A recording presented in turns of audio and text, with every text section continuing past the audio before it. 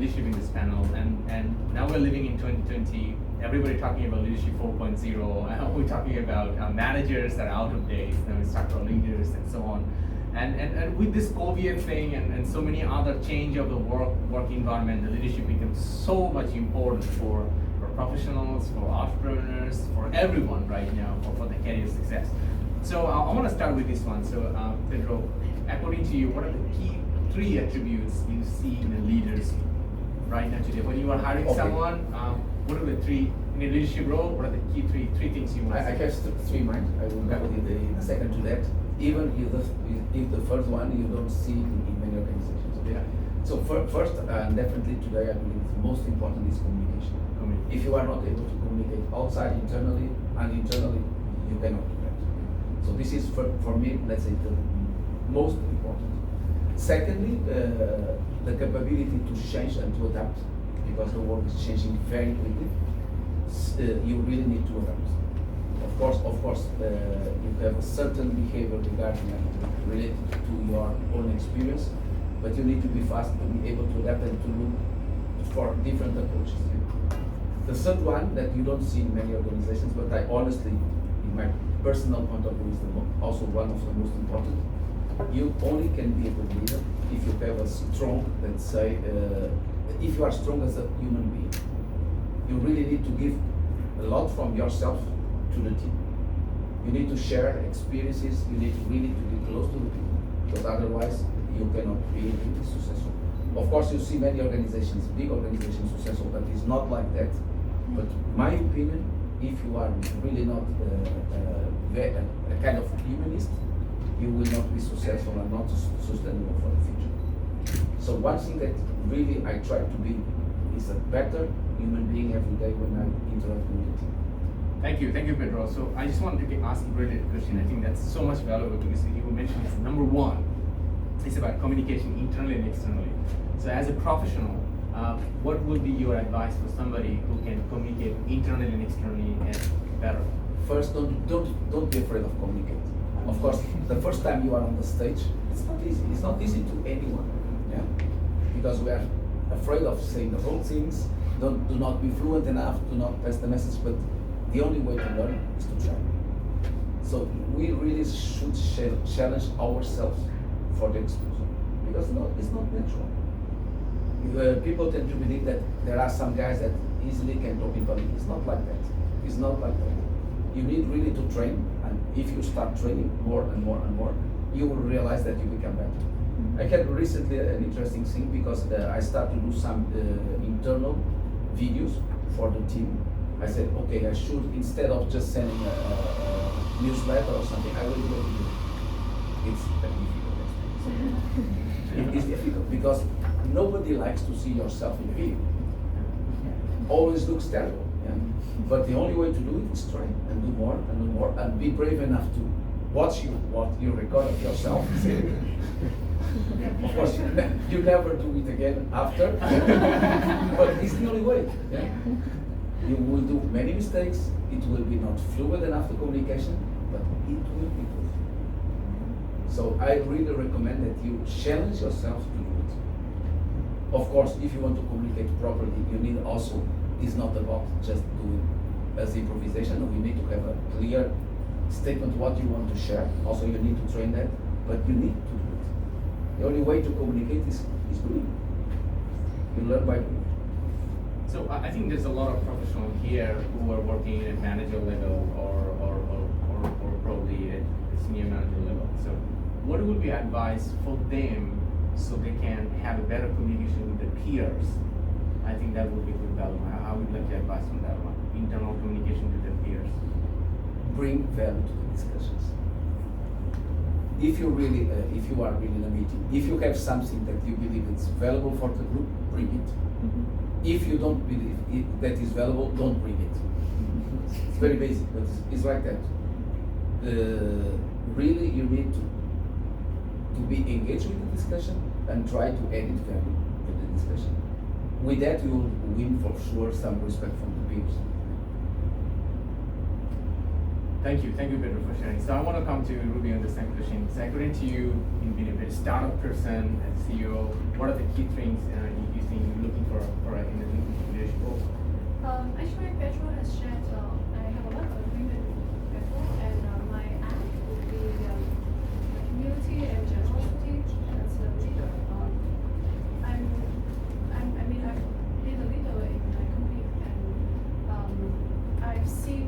the change in terms of the relationship I have with my employees changed a lot, where I start focusing on my employees, how I can help them to improve their career and can help them achieve their goal in their career better than just focusing on achieving the goal of the organization. Right? So when you are a leader, of course you have responsibilities, you have to achieve the organization's goals and ambition, but it has to go both ways. It has to go with the ambition of the organization and of the people who work for. And that leads to like you have to be very humble, listen to your employees, where they're struggling, what they want to achieve, and try to help them to achieve what they want to achieve. I think being able to be a good listener is so important as a leader right now. I've seen leaders who actually don't listen to their employees, and it's so bad. It's so bad. It's so difficult to be this. Yeah. It's difficult. It's difficult. It's a skill that everyone has to learn, being a leader or not, right? Even being a husband or wife or mother or father, you still have to be a listener anyways. And then generosity is a part where I mentioned earlier, is you have to try to find to help people to achieve their goal. So when you align the organization goal with the goals of your individuals, then your organization is very strong. But if you only focus on achieving the company's goal without focusing on your people, then you struggle a lot. So that's my learning philosophy, and I've seen good leaders and bad leaders, and I always think that good leaders listen very well. Yeah, and it makes a whole difference. Thank you for repairing on this one. Actually, it's I felt like it's more specific, more microscopic view of the number 3, which you just mentioned, being a good human. I think it's more specific into it. Thank you very much. So I want to go back to Parvez on that. Right now, when you look at the industry, what are the lagging you're seeing among leaders right now? Probably what we are facing now, we are just in this transition. We are moving from the traditional leader that really do not listen, that really are not close to the people, to the other extreme, where we have people that are, let's say, more related, more connected. And this changing process is not always well perceived even by the employees. It's difficult. For instance, and also it's very cultural dependent. If you talk about Europe, probably it's more easy. Yeah? People are more used to go to the boss. Here in Vietnam, it's difficult. When you start to have this open culture, when you start to open your office and say anyone can come, in the beginning people come. So you really need to go and to challenge them. What I'm used to do, honestly, I arrive in the office in the morning, I go on the way to my office, I start challenging people.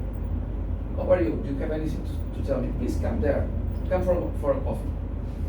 But this open culture, they are not used to it. And also another thing is that everybody would like to have their own opinion. But when you start asking, please give me your opinion, people not so easily share it. Even in management level, I tell you. Well, what do you think that why they're stopping? It's fear of judgment or Yes. security? Insecurity. I had a weekly meeting, he knows very well, management meeting, and I'm trying, and honestly up to now not successful, to rotate who's leading the meeting. We're talking about the first layer of the company. If, and that I tell you, I spent 1 year saying, next time we will be the next 1 year to lead, forget. If I don't bring the topics, if I don't lead, nothing happens. Why? Because they don't want to, because they're used to that. So everybody is expecting that the lead really start leading that, and should not be like that. So this is really something that is, of course, is improving and is changing, but takes time. With this one, I want to move to Ruby. What do you think that what are the laggings in startup environment? So that was a pure corporate use. So this panel is going pretty exciting to me because Pedro is going very much about the corporates and large companies. And it's a perfect panel. It's a perfect panel. He's focusing more on entrepreneurships and startup modes. So what are the things you're lagging in the startup right now in leaders? Lagging in startup, this is more general, right? It's not just in the startup world, but I see adaptability is something that leaders are actually lacking. As Pedro mentioned earlier, like the world's moving so fast, everything changes so fast, the marketplace is changing, and sometimes I see leaders are not adapting to the change, and it's painful when leaders are not adapting to change and the whole organization is struggling. And being a leader, you have to constantly be an innovator because you have to change the vision, you have to change the strategy to adapt to the market. At the same time, being a leader, you have to adapt to your organization. You cannot have one single leadership style and you apply to everyone. You have different people in the company, in the team. So someone might be the type of the person who like the boss has to tell them what to do and you have to use that style. And then another person would be like, oh, I don't like my boss to tell me what to do, I like to be anonymous. Sorry, not anonymous. I want to have autonomy, right? Independence, and you have to give that person the room for them to be independent. So being leader is tough. It's very difficult. We human beings are so limited, but yeah, you have to adapt to the market, adapt to the outside world, you have to adapt to your organization, to every single individual that you're managing.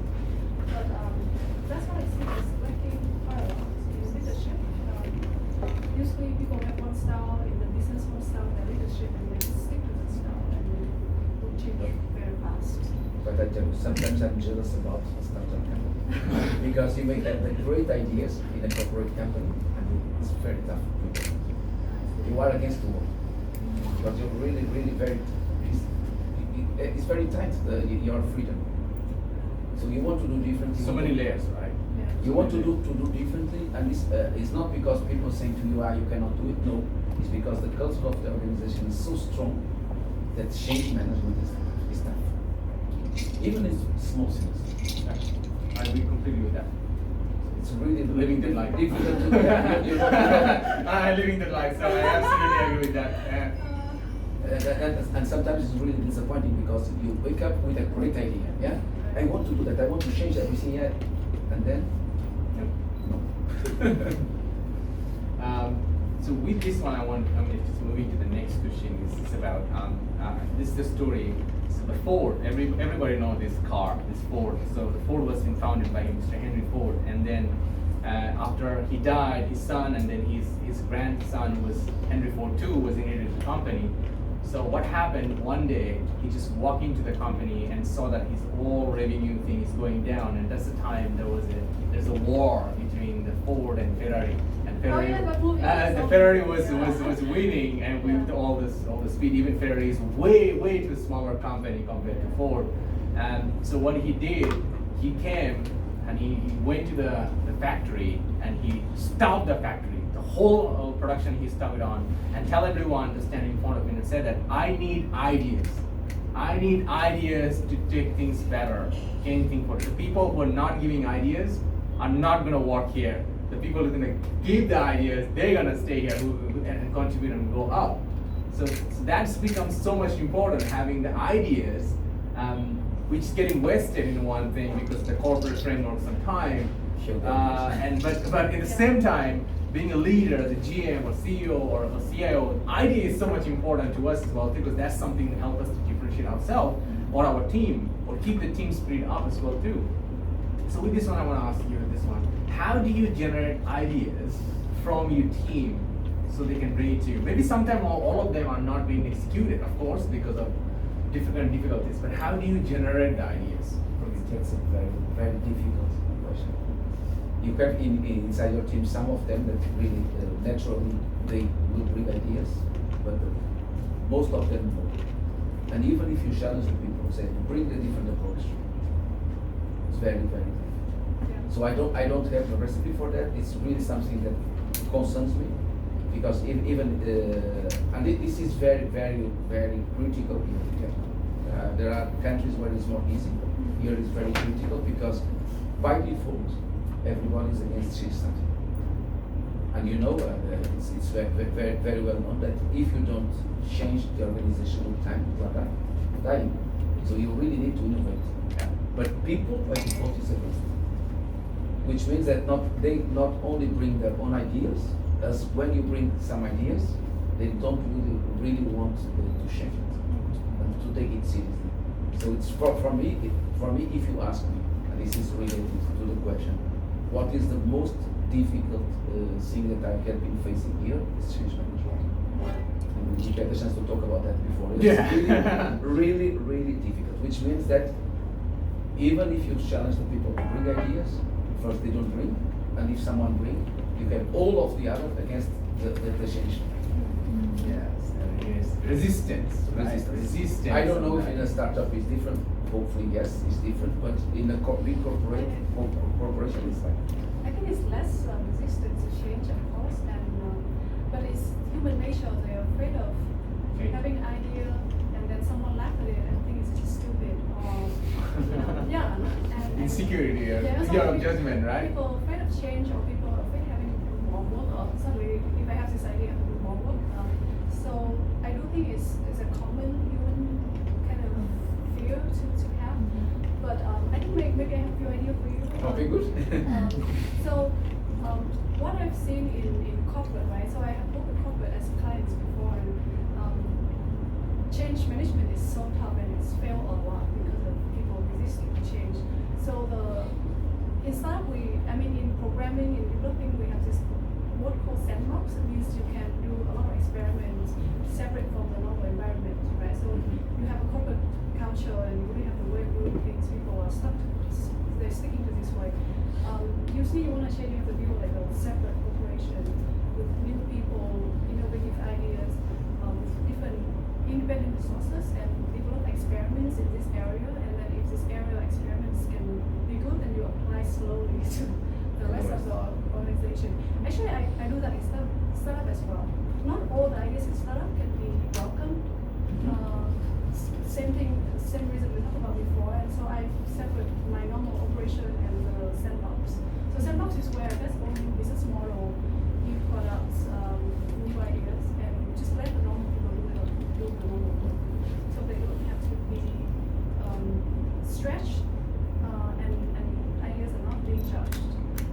In startup, we also, in my company, usually I do a culture where, from the very beginning, people are not afraid to speak up. So when they speak about something, no one is going to be, oh, that's stupid. Or if they say that's stupid, it's in a jokey way and no one take it personally.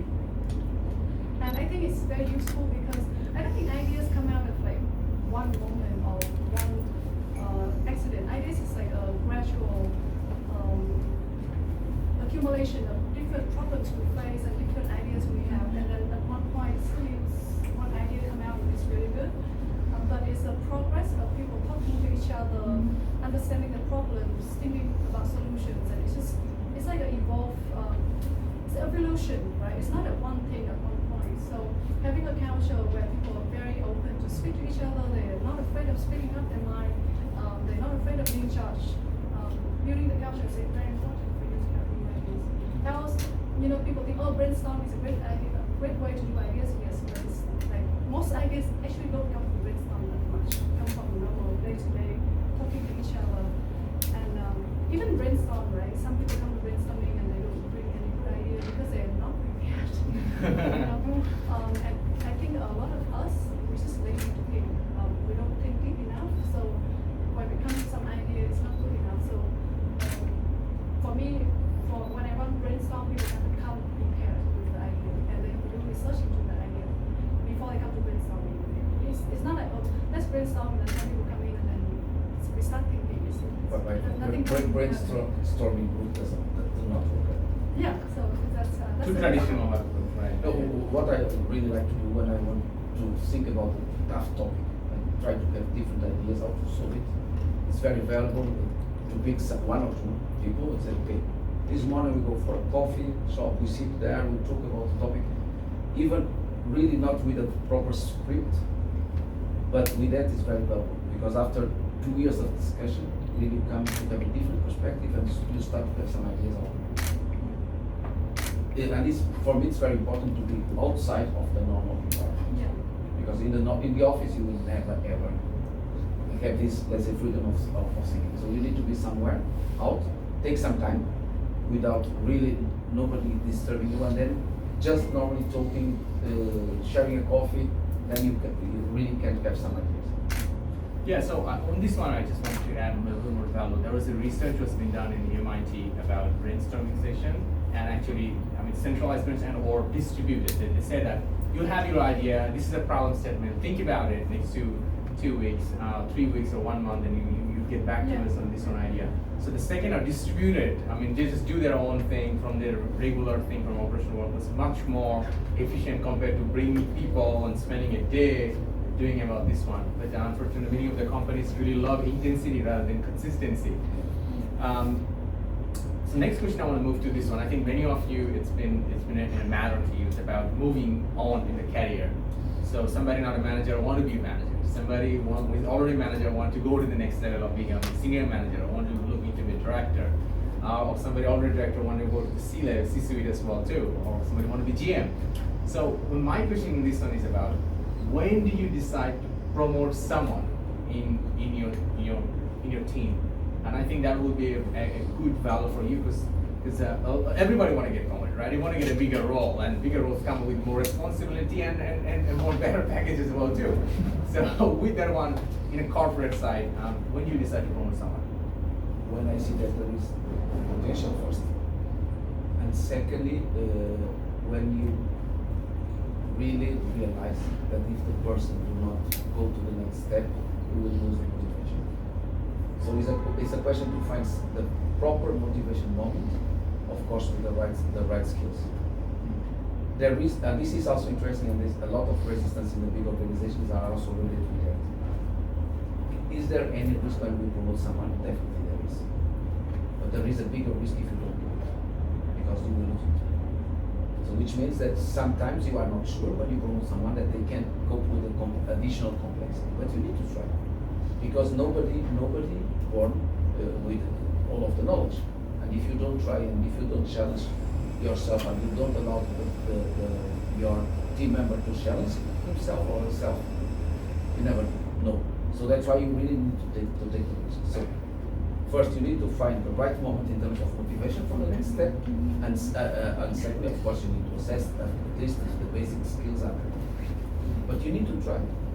And for me, personally, it's also one of the biggest challenges that I have here, is you really believe on that. You say that, okay, this guy or this lady, really, I believe that they can do better in a different position. There is the moment that you have a lot of resistance of your organization because everybody is afraid that, yeah, but this position is too important. Okay, it is, but we need to give them the chance to be able to try.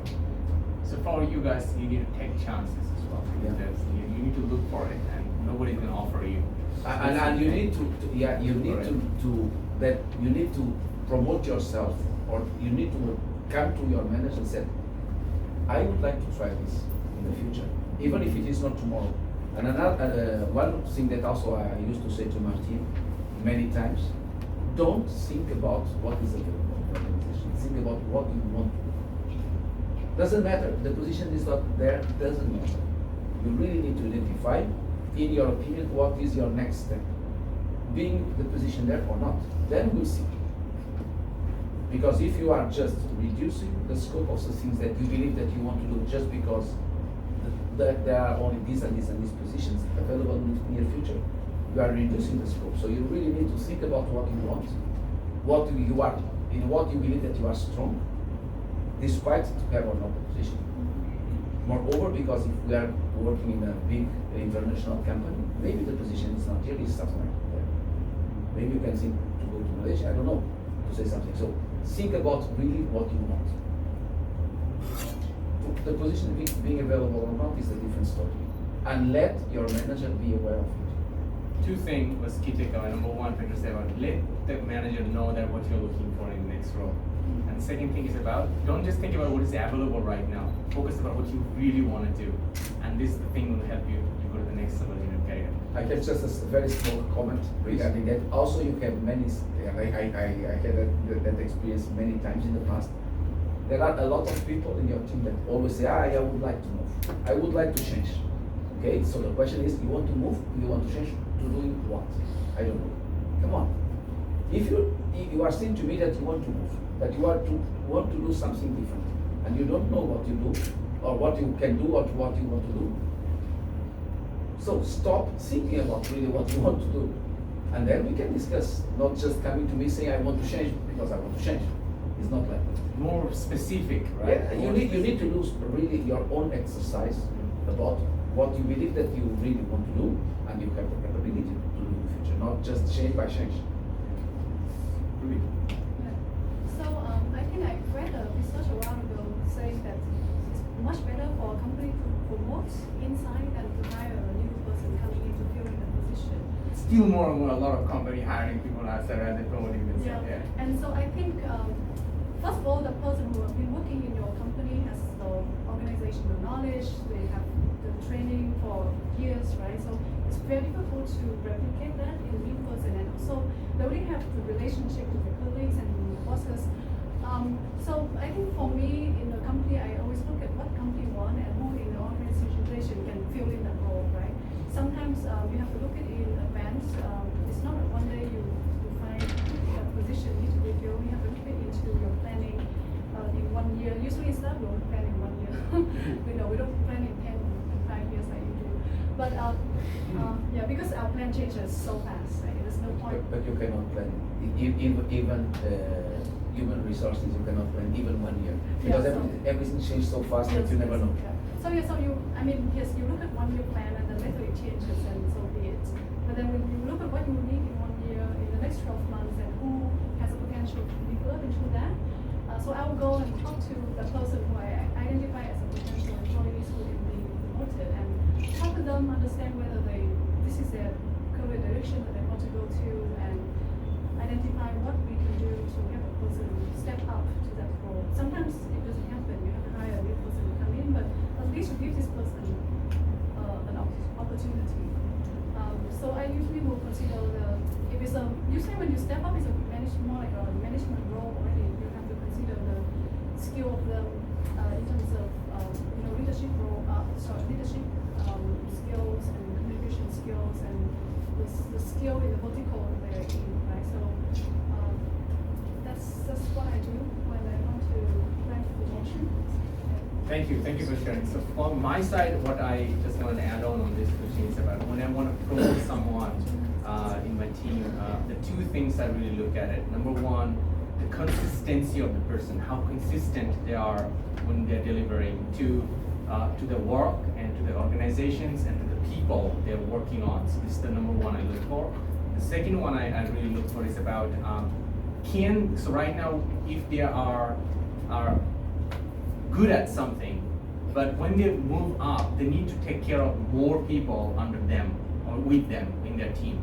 So let's say if somebody not a manager, I see that, but if we promote that person to be managers, that person needs to take care of a team. So now it's not going to be his game anymore. It's going to be her game anymore. It's going to be his or her the team game. So can that he or she can take care of that team or not, and can help each other person to be successful or not. So there's not always everybody is perfectly confident or completely ready for this one, and that's why the first one Pedro said about need to take risk and do a risk assessment and finally do that. If somebody's already a manager, if you're promoting this to a senior manager, they need to take a bigger portfolio of delivery work. That's also a bigger portfolio. Can the person help those bigger team? They can work with the bigger team? Can communicate with the bigger team? Can inspire the bigger team? Motivate them as well to give them the right goals to make them successful, and probably help them to get promoted in the role, and so he or she can move up, and that person can move in and take that person's role as well. So these are the things I consider from my side when I want to promote someone in my team. And with this one, I want to move to the next question, and this one is about in a corporate. Your team is changing right now. There's a lot of, sometimes it's stable, but because of COVID, you have to let people go sometime, or sometimes there's a high turnover going on, which is actually a startup case, high turnover always. Because people has a lot of opportunities, sometimes just people just don't like the thing, which I'll come to you in this one. So from your side, how do you keep your team motivated? What do you really do to keep your team motivated? Just with a proper communication, very transparent about the future opportunities or not. It's about showing that this is a long-term winning relation. Company like my company, definitely if they want to win more money quicker, is not there. Definitely not. But the way to keep them motivated is to show them they will have a great future. It will take longer, definitely, but it's much more safe and more interesting at the end of the day, because they will have access to all of the good practices that there are in terms of management worldwide, and probably in a small company, different company, not anymore. So it's about showing the future, not committed. And we need to be careful about that. So you should not commit with something. I cannot say you will be the new CEO. I cannot, because I don't know. Many things can change on the way, but you will have the chance to grow. The opportunities are there. Of course, it depends on you, but the opportunities are there. So if you are really transparent on that, if you are supportive, probably you can keep them motivated and you avoid a little bit this effect. And also I'm very, very open to discuss. And for instance, recently I had one young guy, very good element, come to me. I want to live, okay? But you want to live? Why? Because of money. Okay, understand. So think carefully about the pros and cons. Longer, better future, or quick money. Whatever you want to decide, I support. Because you are a good element. I understand if you take a decision to go to leave the company, you will go. I will support. And you know what happened? After a while, he came to me and said, "Yeah, I was thinking that even if I need money, I really look to stay because I see a more secure future, better, more interesting." But it was his decision. It does not depend. Really, I will support if you want to live. It's okay. Because also I believe that if someone lives in a proper way, the company also can return later. It's not a war. We are not against it. And I had also the same situation and I promote many people in the past to go abroad. It was the same. Yeah, I have a very good element. Headquarters asked me someone, say, okay, this is a very good opportunity for these people. Of course, I will have a gap, yes, because it's a good element that I will send. Yeah, but I would prefer to send to our headquarters and knowing that it will contribute in the future more to the company and maybe we will return, then just lose the people because they are not motivated. Because if we don't give the chance, they go away. They go for the competition, for the market, and it's lost. So I think it's a lot of common phenomenon going on with the young, particularly people who are below 30. A lot of people are just changing the job because it's their package, and actually there is a few companies out there that are just willing to pay double just to hire. Does not exist. Does not exist. It's a short-term thing. What do you want to say for those people specifically who are really looking for those kinds of opportunities? What I said to them, if it's really what you want, go ahead, but you need to be sure that is this what you are looking for, because, and this example is very typical. In Vietnam, if you change to a smaller Vietnamese company, of course you can do much more money. But many of the good things of a corporation you will not have anymore, like training, like the own development, like the possibility to be international. It's a balance, pros and cons. It's not wrong. If you want really money, it's okay. But choose really thinking about what you are doing. And most of them don't go away. When you have this transparency with them, and also it's very, very important, because people tend to believe once they come to you and say, I want to leave the company, that immediately is an enemy. It's not. Even if the person wants to leave, even if someone wants to leave to the competition, you should respect. It should not be a war. And once you have this transparency and this, put them really talk open about, say, okay, you want to go? It's okay. Let's do it properly. We are not enemies. People really stop thinking about if they really want to live or not. Most of the time they stay. It's interesting. So how do you see it in the startup environment when there is a high turnover and there's a lot of turnover, or basically trying to grab a lot of good people from each other and they have strategy? How do you see it? Actually, yes, the reputation of startup is have high turnover, but luckily with the company I've been working with, I'm looking for, actually we don't have that much of a high turnover, because we, in the very beginning, even when we're young, we identify that people is the most important factor to the business, and so we want to, first we are startup, we pay competitively, you know, sometimes some startup company don't pay very well, and people leave, especially for young people. They still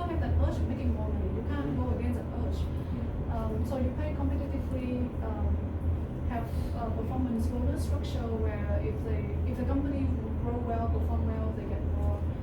So they buy into that goal driven of the company.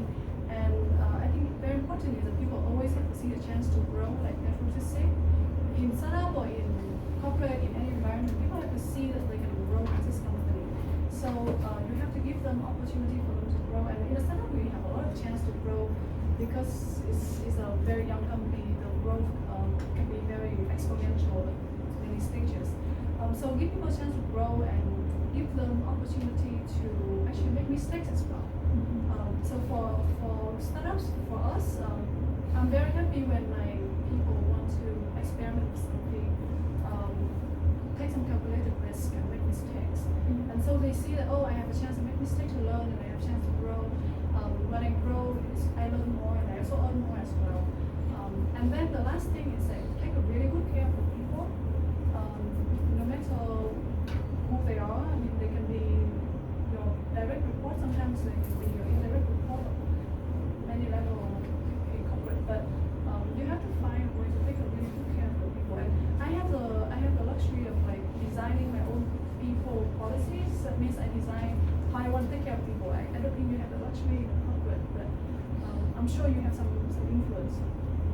But yeah, I always try to find ways to take good care of our people. Yeah. But you mentioned something for me that is very important. Yeah. In fact, I'm very proud that everybody in the organization can come to talk with me, not my direct reports. Because my direct reports is obvious. Yeah. Yeah. But I receive in my office daily a lot of people that are 3 levels below. Yeah. Because in the same way, it's important. Each one has his position, his function, and it's important that they really feel that we are taking care of them, that we really what they are doing is important. Yeah. Do you see all the interview panels? When you I have always see, at least for the important positions, I'm always the last to interview. And maybe not everybody in the organization, but at least two levels down me, or 3 levels down, I really interview everybody. Last question from my side. So after that, we will do the open discussions. You can bring up any questions. You can direct to any one of us. There's a few questions from personal branding to which we're holding. I know that we will go with that first. Not a problem. So the last question is this one. Is I want to be ask a little personalized question about you. In your career, if there's a one decision you do not make it, I mean, you could undo it in your career. What was the decision? The first time that I was abroad and I decided to return home before the end of the contract. I was in my first delegation in Brazil. I was there more or less 1.5 years after, and then I had a chance to return home earlier than my contract because there was an open position in my own country. That was my biggest mistake. What do you think is the biggest? It was the biggest mistake because I look really I look very small. I said I'm a foreigner. I need to return. Let's pick this good opportunity that probably in the future will not be anymore there. It was a mistake because I was not enough time. If I stay there longer, probably I will be. I was much faster in my career. So that's why I'm saying don't look about open opportunities. Look about what you want. And this was a mistake. By the way, it was interesting because I took the decision to return earlier. But from the moment I took the decision to the moment that effectively I returned, it was like 9 months. The day I was returning, I was really regretting for it. It was too late. It's too late, right? It was too late. I said, what I'm doing is a mistake. And my boss, by the way, at the time told me, this is a mistake. The same way I will support, you want to return, I will support, but it's a mistake. And it was absolutely right. So don't look, let's say the message is, don't look about what is safe, because this is very dynamic. Safe is an illusion, right? It's an illusion. It's an illusion. You cannot really measure this safe too. How safe is that? What's the meaning of safe, right? Yeah. So I was looking. Yeah, let's return for this position that is there. Then when I return, there is not anymore. Who cares? When I return, many other things may happen. I don't know anymore. Now I'm here. You ask me, do you have a position to go back home? No. I'm concerned about that. Not so much. When is the moment? Then we'll see. Because the difference is once you work abroad, and this makes a huge difference in your life. Once you really live the first time, then your marketplace is the world. Today, if you ask me, of course, I have some preference, definitely, yeah. But I'm very open to listen anywhere in the world. If it is an interesting position, why not? So we are not really anymore strictly to return home or to a specific place. It doesn't matter anymore. And this is what really makes the difference when you move forward. Thank you. Thank you. So don't go for the safe. Coming to back to the question, yeah, because sometimes it's a mistake. Yeah. So if there is an opportunity coming on, so don't go for the safe. You're building a career in early stage. There's a few entrepreneurs here as well too. They already moved on, and there are probably some people already looking at career moving on as well too. So don't look for just on the safe options, but also looking the growth options as well. Growth matters. Yeah. Really, it's your time. This is such a tough question. Last night, think about it. I couldn't find anything. I don't regret any big decision in my life, but I made a lot of mistakes for sure, and then I will move on. But like, if I can change something in my career, I don't know what it would be. Yeah, maybe in the future. But when I make a big decision, usually I don't make it by myself. I will consult people who has good perspective on that, and so they give me good advice. Some people agree, some people disagree, but I usually collect information from people who can look into my situation from a different perspective, so I can make a better decision. So yeah, in short, I don't have any regrets. I'm not lying, but I do have mistakes. Yeah, a lot. In fact, let me compliment. Also, I don't regret. I know that was a mistake, which is different. Yeah. Because once you take the decision, you need to move forward backwards. So my mistake was this one. So I was fortunate to get a full scholarship to study computer science and engineering, which is my first love in my life with the computer. So I got this one. So then what happened? So I was studying in school, and then what happened? There is a student fair going on. So there's one of the coaching center who actually training other students to get into a scholarship to good universities. They invited me to go to their booth and stand and talk to their potential customer. And I went there and I stand, and then I very figured out that why I just don't do it myself rather than just promoting other people. Why I don't do that directly. So what I have done, I stand there and I keep collecting their cards and contacts. And then I went back home and I started contacting them, and then I worked on it for 2 years. Actually, worked on it. It took a bit of time, and then I grown to a coaching center for like 100 students, and then I get other co-founders, and I get 300 students. I was been in a coaching center, and it was been running really well. And then what happened? And after I graduated, I started to work, and then I'm going overseas. And then what happened that I was just did not put enough technology to model, and the internet thing was so new that time. You can run a business from far. I just didn't think enough because I was too dumb and too young that time, and I just sold the business to my other co-founders and walk away. They're rich now. Absolutely they are. Absolutely they are. I should be still holding that one, and that was one of my biggest mistakes I've done. I should still keep my share. I mean, I was still running the business as a co-founder, and could be a great thing. So what I need to do at this time is implementing those IT technologies, accounting system probably. Everything was cash that time, no credit card even that time. Everything was cash, but having a good financial system, if you could do this framework and use the technology and using email, some kind of thing, I could be still looking at the financial report, and probably I just thought about running the business, didn't think it myself as an investor of the business. So I just think about how I could be just a founder and running the business. You don't really think about actually owning the business and being just being an investor, letting my other benefits go away. And that was one of the biggest mistakes happened. I don't regret. I'm learning from that one, but it's one of the biggest mistakes.